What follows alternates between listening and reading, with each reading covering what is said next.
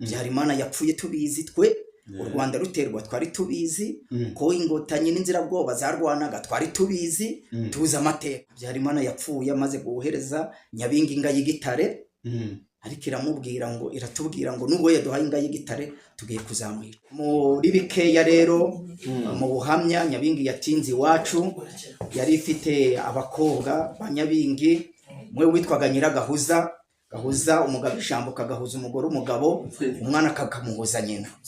Hari undi witwa Nyiragakere gakereza abagenzi ndibamenye icyabakereje, undi witwa Gashyitsi gasitaza abagenzi ndibamenye icyabasitaje.